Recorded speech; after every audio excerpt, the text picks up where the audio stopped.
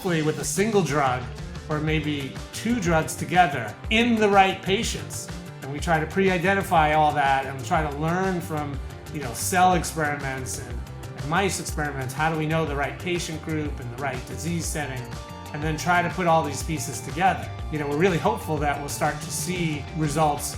100% everybody going into remission is almost untenable. It's almost unimaginable as a scientist knowing what we know. But if we can get close to that, I think we'd be really happy. And not just in 2% of a particular tumor type.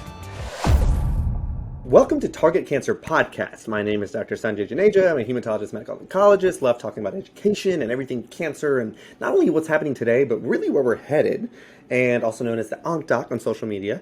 I'm super excited because I have a friend today that is also super sciencey and geeky like I am, and just really blew my mind. And y'all know that I think I know a lot of the things that are, from this podcast and everything else that are ahead. Dr. Ian Walters is doing amazing things. He's got his own company, Portage, where he just wants to find and assemble basically the things that really move the needle forward in an innovative way. I just can't wait for everyone's mind to be blown like mine was. So we're going to talk about gut stuff, and gut specifically when it comes to like immunity. And we all know immunity has to do with cancer and like regulating it, but also in its treatments. But how does that axis play together? And secondly, are the things other than immune therapy, that traditional checkpoint inhibitor, stuff that we've talked about with Dr. Flaherty and everyone else, how can we further hack that immunity, if that's the right term, to be able to assist with the other agents that we use in cancer? I think you're going to find it very interesting. I certainly learned a lot, and it was actually a social trip. So, Dr. Ian Walters, I'm super excited to have you here. Hey, Sanjay, it's good to be here. Hopefully I can give some of the listeners some ideas and insight to what we're working on, how we're trying to move the needle forward, try to help more patients get into what we call long-term response, which is usually not achievable with conventional treatments for cancer because they pretty much stop working when you stop taking them, whereas immune therapies really offer the hope of a long-term benefit off of therapy, which is, the goal for everybody. So, now you kind of do this yourself. Tell me how that's possible. So we know with immune therapy, even with checkpoint inhibitors, we have to still give it every 3, 4, 6 weeks. We do know that we don't know when it stops working exactly because, we've learned over time that we're still seeing sometimes I don't want to say side effects, but the immune system just starting to attack something on in a different place that's usually reversible with steroids, because steroids, are lymphoreductive, and it's the lymphocytes that you're kind of liberating to be able to attack different parts of the body. But we know it hangs around for a few months, and there's this thing, and I think that maybe what you're suggesting, I know that's what he's suggesting, it's called the abscopal effect. So by means of context, my previous role, I was at Bristol Myers Squibb, and for those of you who know, Bristol Myers really developed the first and second immune-based therapies. And in particular, the first one, which was a subject of the Nobel Prize, was CTLA-4 antibody. And what was interesting and what we learned by that, and it was really remarkable because we had never seen this before, and I've been doing this for a long time. We gave patients 4 doses of this antibody, and stopped. And a certain proportion of patients with that antibody alone went into response. And it was remarkable because it was not patients that were early on in their treatment course. These were patients who had failed just about all available treatments. These are melanoma patients. And they were basically told they had, 2 to 3 months to live. And these patients, after a couple doses, went into complete response. And what we saw over the years was those patients that were in response in about at the end of 2 years were in response at 10 years. Right? So there was no relapse in that patient population. And, I remember the excitement around this because, in cancer, we were very hesitant to say that we cured anybody, And I remember when we presented that data at a conference, people had T-shirts made up, said, the C word, yes, we said it. And we're not talking about the C word cancer, we're saying cure, because these patients are now 10 years out off of treatment, and their cancer hadn't come back. And that really is what got people, the researchers, clinicians, really excited about, well, all right, if we can do that in 10% or 20% of patients, How do we get the other 80% there? So tell me, when you said that CTLA4, like the antibody, we've talked about antibodies before, how sometimes they're target antibodies to, like rituximab, for example, CD20 and B-cell lymphomas. But then there's antibody drug conjugates, where basically it brings the chemo with it, finds the anchor as the antibody, and then injects the chemo. But you're not even talking about any of that, those kind of mechanisms at all. How exactly does that CTLA4 work, and why is it different? So CTLA4 is an immune checkpoint, but what it does is it helps educate the immune cells how to recognize the tumor, right? So it's called immune priming, and then it promotes proliferation of these T cells. And the idea is, you and I don't have cancer today because even though we've been outside and we got radiation and we breathed in pollutants and we probably ate carcinogens today and we got some cancer cells in our body, our immune system found it and got rid of it. And that's what happens in the normal process. Now, a cancer can adapt and figure out ways to evade that immune system attack, and then all of a sudden starts to take hold and start growing. I know you've talked about that in other podcasts. And the idea is, well, how can we get that immune system going again? How can we get those cells to recognize and to develop a memory, right? And that's kind of one of the key things. You need that memory. We have memory towards polio and the other things we were vaccinated against that protects us for the majority of our life. We want to have memory to the specific cancer cells so that we're protected. And that's what we believe is going on with CTLA4 treatment, is you're getting patients to develop immunologic memory. And I don't know how technical you want to get, because there's really cool science around this. We actually looked at, and people have looked at, collaborators I've worked with in the past, they have a way of looking at all your T cells. So you have clonal populations of T cells against hepatitis. If you've been vaccinated against hepatitis, you have them against other kind of things that you're vaccinated or been exposed to. And these T cell clones have this long duration. They stay in your body. And if your body ever sees that intruder or that virus or that abnormal cell, it can clear them. And they looked at these clones of T cells before and after treatment with CTLA4. So what they saw before you got treatment is you have some clones of cells against your cancer. But those cells aren't enough to clear it. You've lost the battle. There's a seesaw, or this balance of your good T cells and the cancer cells, and you're losing that balance because you have metastatic disease and those cancer cells are proliferating. So this balance is not quite winning in your favor. The cancer is winning. And what they saw after you get that CTLA4 antibody, particularly in the ones that responded and their cancer went away, is then those cells that you had before treatment, they didn't change, okay? The cells that you had against viruses and other things didn't change. But all of a sudden, you got this new clonal population of what we call neoantigen T cells, right? So they're new T cells that recognize unique aspects of your cancer. And those are the cells that were boosted with the CTLA4 treatment, and again, that are associated with those patients having long-term benefit and potential cure with their disease. So if you look around at our space, there's a lot of people that say, well, how do we get these neoantigen T cells, right? And there's a whole companies that are designed at creating neoantigen T cells outside the body and giving them back, creating vaccines against neoantigens, all these other approaches to say, if that worked with CTLA4, can we do that separately in the lab and try to get more patients in response? Unfortunately, that's not the only thing that was needed to get these patients in a response, and some of the trials of neoantigen vaccines have not really yielded value.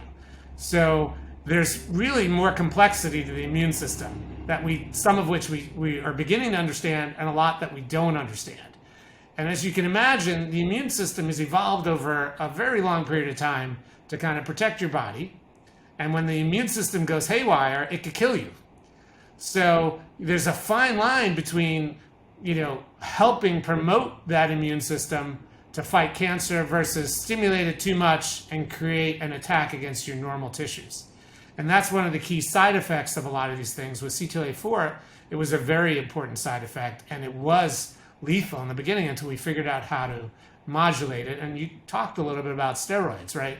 So if you do stimulate the immune system too much, you can have an attack against your normal tissue.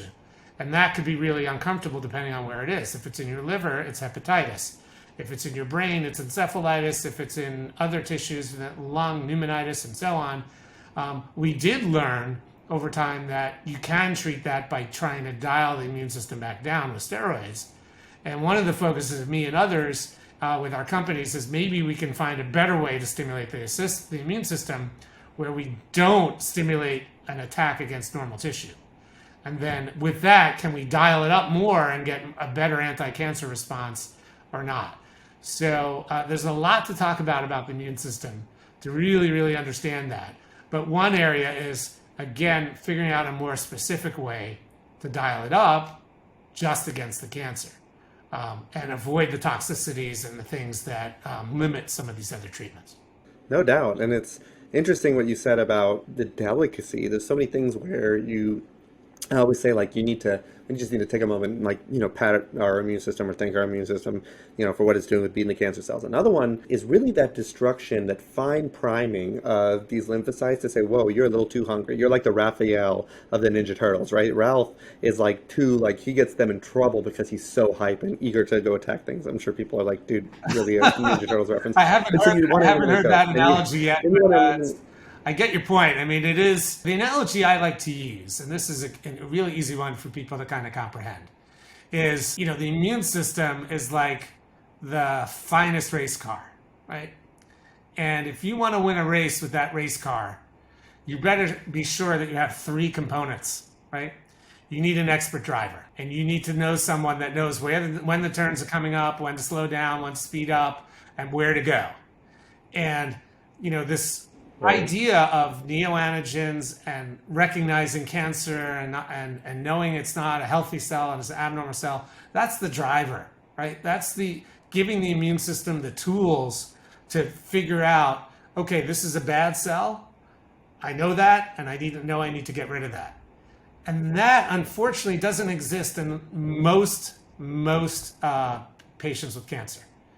And it's proving to be a lot more challenging than people thought to figure out how to train the immune system to do that, how to drive. One example of that is outside of even cancers is how, the concept of, I remember I thought it was so fascinating in medical school, is a super antigen, or basically this phenomenon that happens when if you get a viral illness or even some bacterial illnesses, what can happen is they can express something, a piece, a clue, that almost, whether intentionally or not, once you've been subjected to it, it has lowered the threshold now for your immune system that before would have just it said, oh no, let it pass, it's probably one of us. Now it's become more aggressive. Basically, they're all becoming like Raphaels towards a certain something. And it was because of that specific protein or antigen in that virus or that bacteria that now has made your body all of a sudden precipitate an autoimmune disease. To some people, that is a big theory on really why this random autoimmune disease comes out in humans. It's just saying you got exposed to something that just lowered your threshold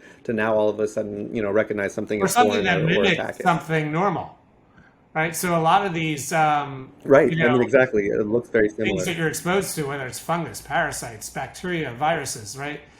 They have certain components of their genetic code that mimic things in human cells.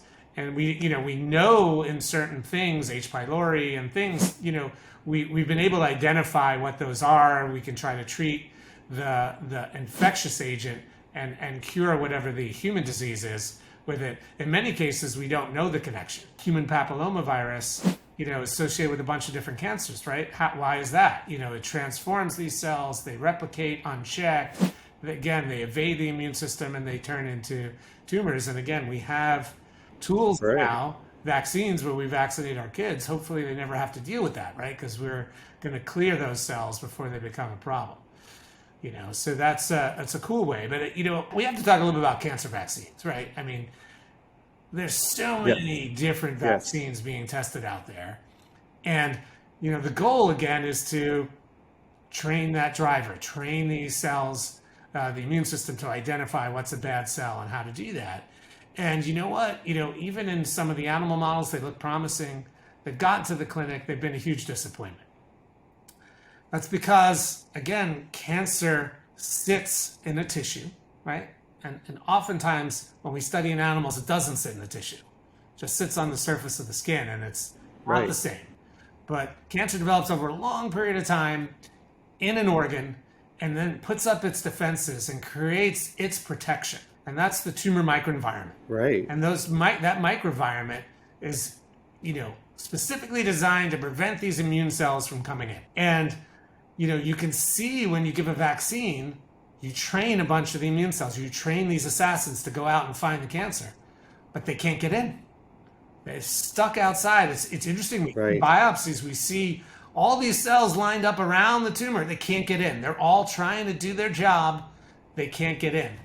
And now a big focus of these immune therapies and some of the things that we're doing is, how do you take down those barriers? How do you get rid of that so the cells can get in and do what they need to do?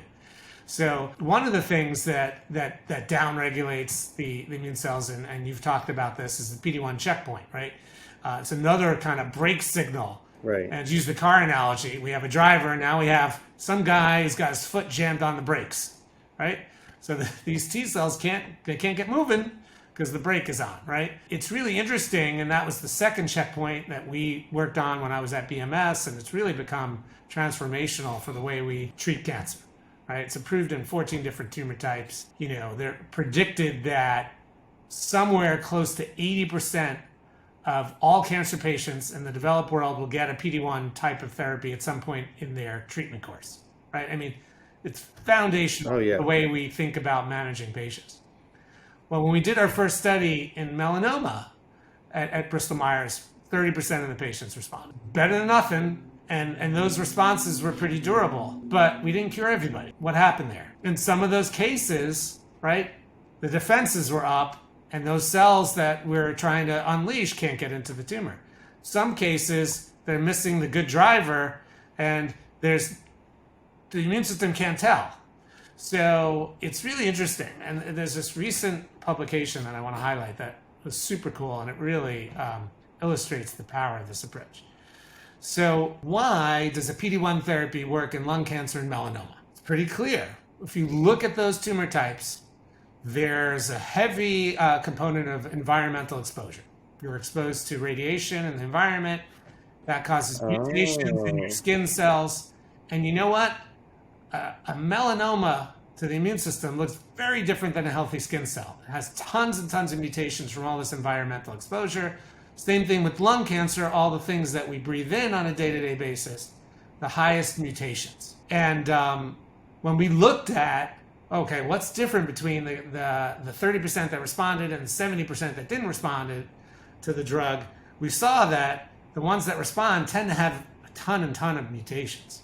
So it's very easy for that immune system to recognize that cell and not go and attack all your normal skin, because if you did that, you'd be pretty miserable. And we know what things like psoriasis and other autoimmune disease where the immune system is attacking the skin. And same thing in lung. We saw that. And it was very, very interesting. We did a study in colorectal cancer. And in colorectal cancer, we tested PD-1 in 50 patients and 1 responded. So we got kind of disappointed. And historically, colorectal cancer doesn't have the same amount of mutations. But there is a situation in that one patient. They have a genetic condition where they can't easily clear or repair mutations. It's called microsatellite instability.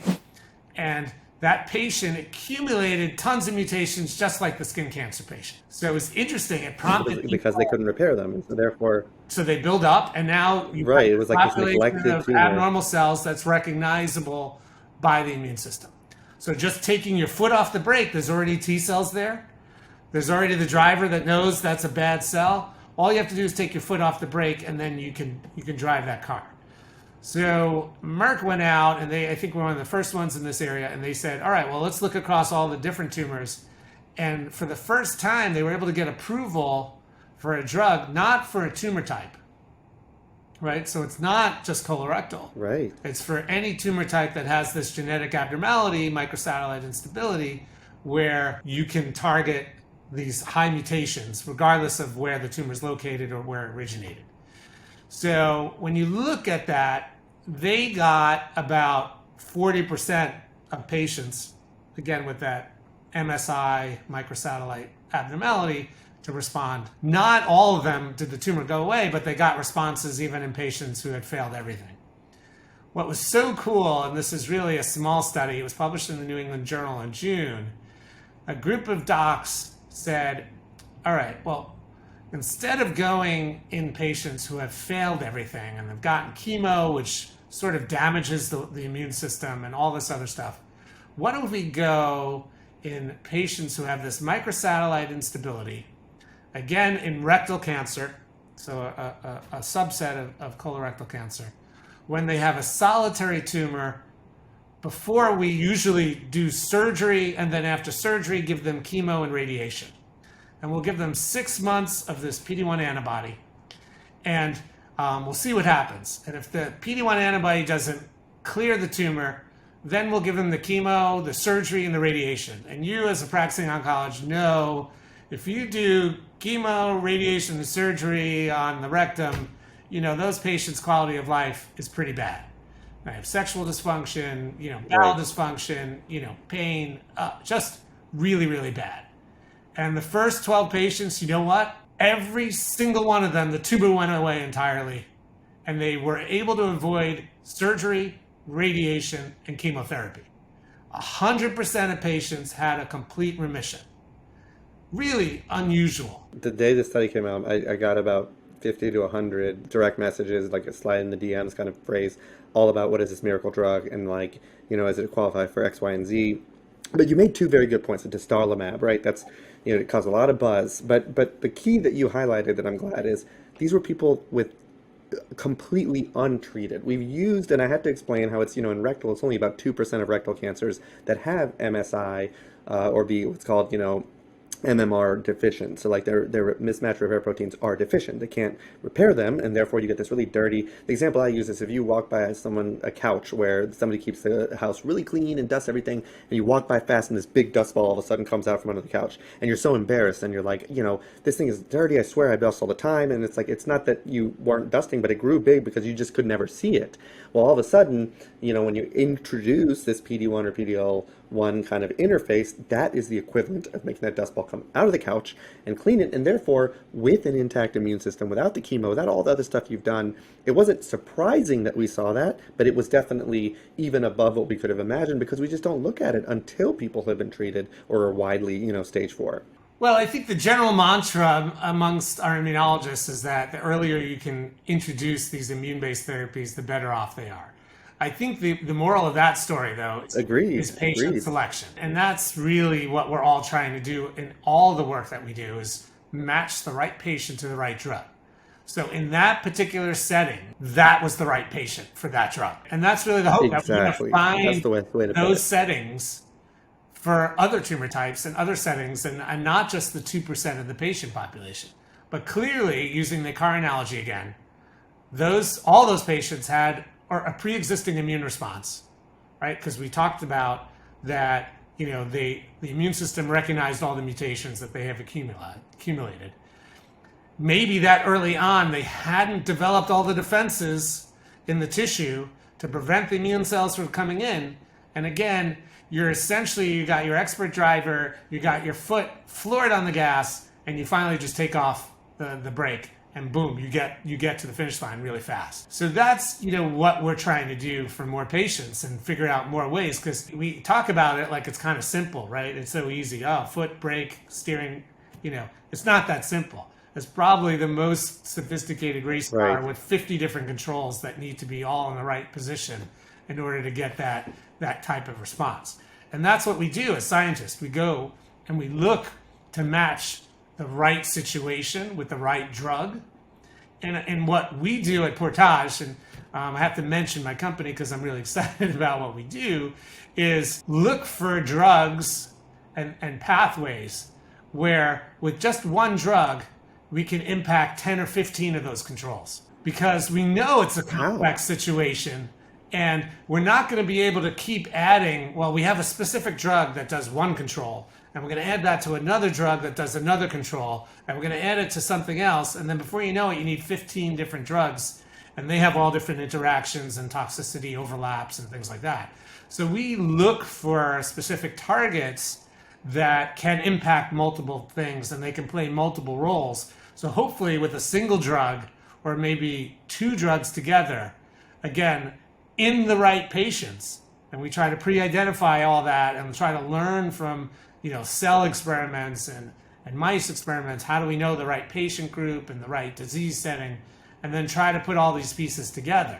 And, we're doing that. And, we're really hopeful that we'll start to see, results. 100% everybody going into remission is almost untenable. It's almost unimaginable as a scientist knowing what we know. But if we can get close to that, I think we'd be really happy. And not just in 2% of a particular tumor type.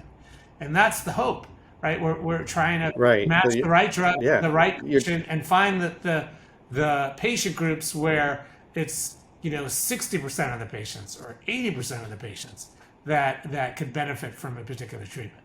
And that's the kind of the concept of, with precision therapy, we're not just talking about, precisely the target. That's targeted therapy. But precision is is what the term also is tissue agnostic, where it's not so much about what is the histopath on a slide say about, what the tissue is. It's more like, dude, we want to study way more than that. We want to study, is it someone that's going to have a high tumor mutational burden? Is it somebody that's going to, have these mechanisms like pancreatic where we know that they insulate themselves with a bunch of, the cells that your body uses all the time. It's like, it's somebody that goes deer hunting, you can just have camouflage, that's good. You can have camouflage over your head, that's even better. You can have camouflage and just go ahead and tape a bunch of branches and leaves all over your body, and then you're really camouflaged. That's the challenge of a microenvironment is how much can it protect itself. And what you're talking about is finding ways that aren't oh, this is the one target and this one tumor, this and that, but really where it doesn't so much matter what the tumor is as a whole, but rather what are the constituents, or what is the kind of perfect climate and storm of what both enables that tumor. But if we can locate that and find out, that is the thing that's the enabler, and then hit that Achilles heel, we could also really effectively make it go away. And that, what's the name for that kind of thought process, and what are, at the end of the day, some of the things you're doing to make that happen? So, we do a lot of work with the National Cancer Institute, which is the division of the NIH. And, there are certain researchers at the NIH that focus on, a drug for a single patient. And how do you do that, right? And it's customizing everything for a patient, right? So what they try to do is all right, give me a piece of your tumor. Oh, give me some samples of your blood cells. And I'm going to go in the lab and I'm going to say, all right, I know how to stimulate the cells. I know how to educate them on what your tumor is. And I got to analyze the tumor to know what part of the tumor is unique, right? Because cells are cells, right? So, if your cancer is derived from your skin cell, it's going to have a lot of components of normal skin cells.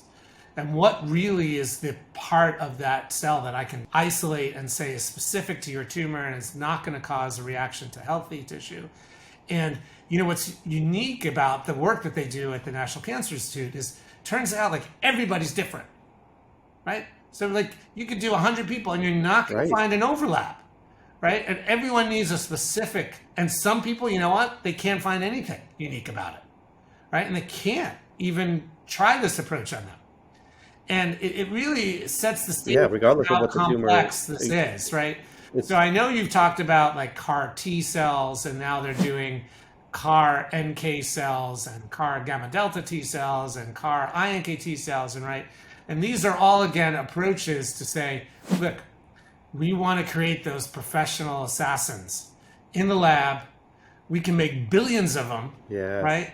And then give them back to you. And they've seen some really good successes. I'm not going to minimize this. They've seen mostly in blood-borne tumors, so tumors that are circulating in the blood, that don't sit in the organs and the tissue, that don't have the same camouflage and protective mechanisms, that they can see 70, 80, 90+ % response rates in those. The challenge with that is those assassins are sort of at the end of their lifespan, right?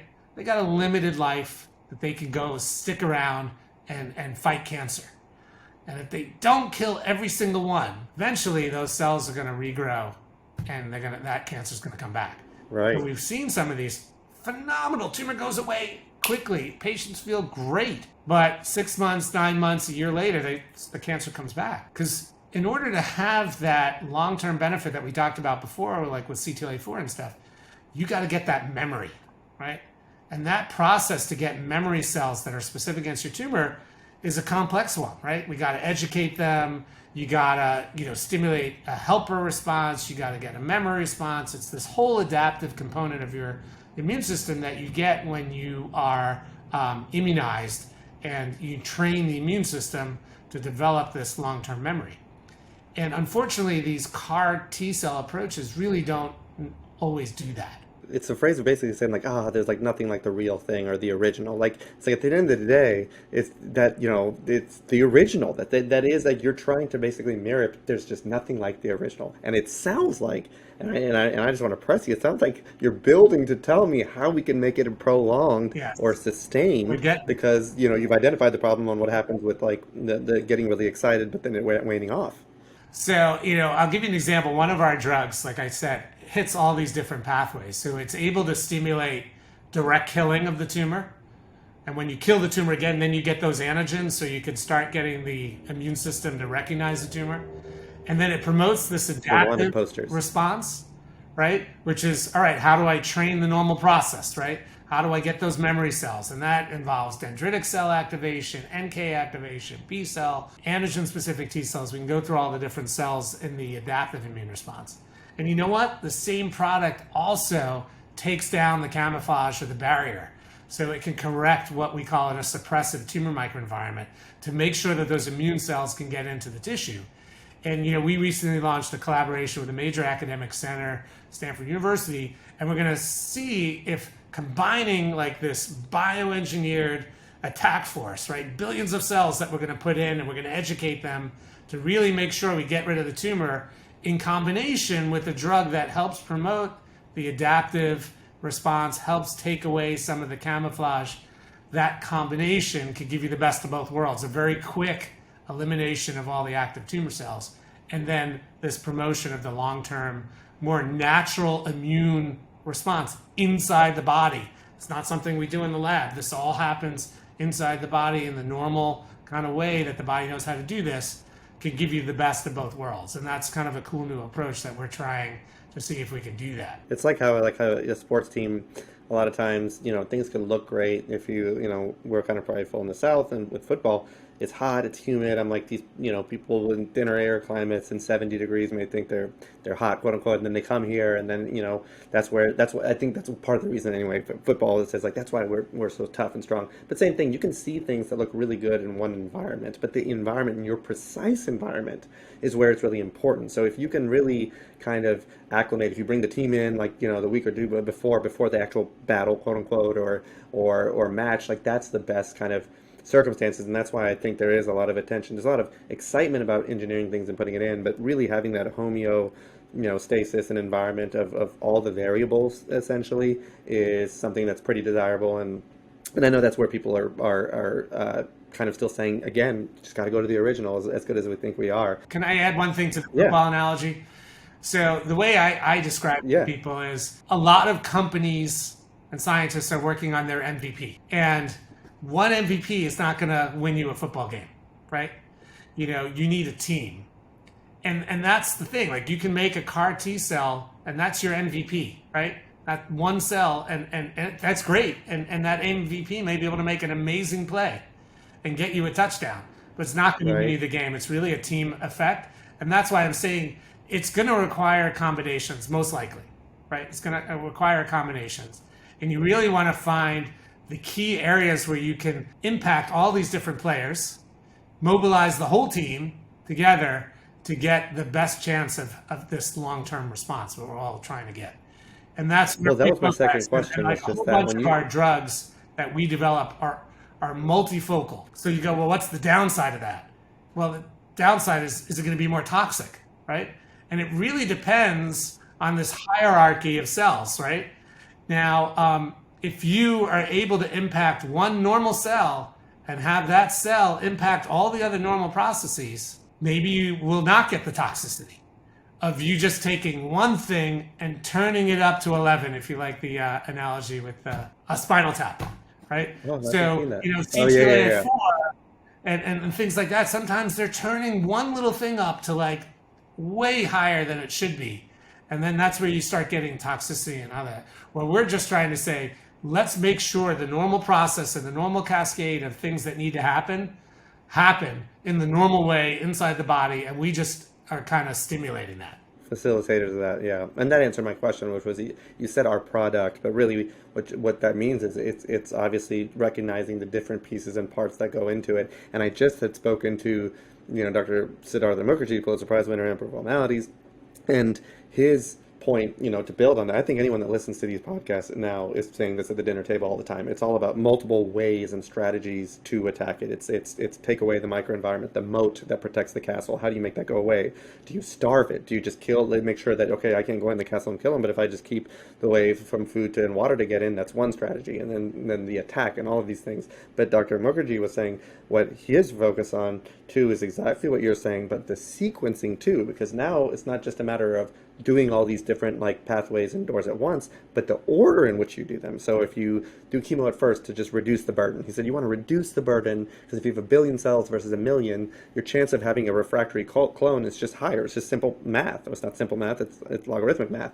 But so you want to reduce that as soon as possible in the process of these other chess moves that you have planned. And then, it may be to then open the doors, like you said, dissolve the envelope or the camouflage first, and then basically make it to where it can't continue to grow by starving it. And so he's looking at amino acid starvation basically just for the cell specifically. And then it's so much to do with basically in a very broad philosophical way of unwinding and picking apart what was so beautifully, whether celestial or divinely orchestrated assembly of just beautiful like coordination and harmony that is evolution, or again divine, whatever you believe, but all these mechanisms that allowed us over time to be where we're at and still like have some semblance of like a life up to 70 and 80 despite knowing all the errors and stuff. We're basically trying to undo all of that because the same things that made that cell survive today, like it's just now growing and out of our immune system, and we have to unravel those things as has been keeping us alive this whole time to basically very effectively to the last cell kill it. And that's something that's recent in me is recognizing what a challenge and feat that is, right? And part of the problem is, like I said, for many, many years as scientists, we looked at what I would call artificial models in animals, right? These are not cancers that develop over years and have put up the defenses and whatnot. You inject some cancer cells underneath the skin of a mouse, and then you treat. That mouse never even had a tumor. I mean, there's no tumor there. There's cells that are cancerous, right? And so on. And that doesn't necessarily reflect, particularly with things that target the immune system, what's reality in humans. So Ian, what you're telling me is, we need to be careful about these mice models, basically, because what you said at some point to me was when you inject a tumor just under the skin, that's not the circumstances and all of these other things and principles that happened to make that tumor basically have the opportunity to come alive in the human. Like we know that it took a whole series of things to get there. And so that can be deceptive is what you're saying, right? Because you're really saying, oh, well, look, it's still blood and it's still a mammal. And so therefore, but that's almost in gross irreverence of all the circumstantial stuff that even allowed that thing to be spawned. And therefore we should probably look at settings where that those things are in place. Yeah. So it's really interesting. I mean, I've been working in this area for a long time, and my colleagues, and it really depends on the type of drug you're testing. So our typical, the typical model, and by all means, we've cured cancer in this model over and over again, and drugs have not necessarily translated to the same benefit in humans. They inject cells underneath the skin. They don't even wait for a tumor to develop, and they treat. And they show that those cells go away. Now, if you're focused on chemotherapy or something that's targeting the tumor cell directly, maybe that's a little bit more valid. But we're talking targeting the immune system. Now, the immune system, when you inject cells underneath the skin, has had no time to understand it, to process it, and whatnot. In fact, some of those cells never grow. And it's potentially because the immune system recognizes and gets rid of it and doesn't allow those cells to even form a tumor. So in any event, we really need to look for models that are better representative of what we think the human condition, particularly in this area of immune-based therapies. So, we try to focus on things, for example, that we would inject cells intravenously and wait a sufficient time until those cells metastasize throughout the body of the mouse, and then treat, and then see can we get Ah, metastatic tumors in mice to go away and whatnot. And we have models like that where we test drugs like PD-1 in a melanoma metastatic model, and we see about the exact same response rate as we saw in the clinic when we tested the drug. So we think that's a better model gotcha. where we can, screen for drugs that could have benefit. One of the things that's pretty cool or not cool, depending on your orientation with animals, but there's a whole movement now to treat spontaneous tumors in dogs, right? So you're a Yes. pet owner, your dog developed cancer, which is a pretty common occurrence. What are you going to do with that? Are you going to try to give your dog chemotherapy? I mean, that's not a great alternative. You can enroll those dogs into clinical trials, and we can try some of our drugs in a setting that probably is closer to the human condition, right? These are tumors that develop spontaneously and have evaded whatever the natural immune system is in a dog. Interesting, right. So all of those little And mechanisms look, we're it's just starting not to an learn. easy thing to scale because I can't necessarily find 100 dogs with tumors. I have to wait for them to develop and see if they're in close proximity, and most people don't even know of that. I mean, one of my big pet peeves, and I'm going to kind of promote a little bit on here, is that in the United States, less than 5% of cancer patients who are eligible to participate in clinical trials actually do. And I think there's a That's awful. mentality out there that I don't want to be a guinea pig. And I mean, I can tell you with the studies that we do, we typically go in a couple different settings. In a setting where, you tried everything and there's nothing else. And we're going to give you the best available treatment that you can get. And oftentimes it's the best available treatment plus one of our new drugs. So, you're not sacrificing anything to participate in clinical It's like a research. bonus. Yeah, it's not like saying, "Oh, You're we don't know if this thing helping works at all." Right. society to learn if these things will work. Of course, we have to get your permission. And in the permission, sometimes with new drugs, we don't know if it's going to make you better or worse. And that sometimes scares people off. But most of the times when we're talking about these type of treatments that are really well thought out and designed to attack a certain part of the immune system, we're not giving you toxic chemicals that we isolated from a plant in the Amazon, right? These are things that are rationally designed to mimic things that normally exist in your body. The risk of that kind of real bad toxicity is pretty low.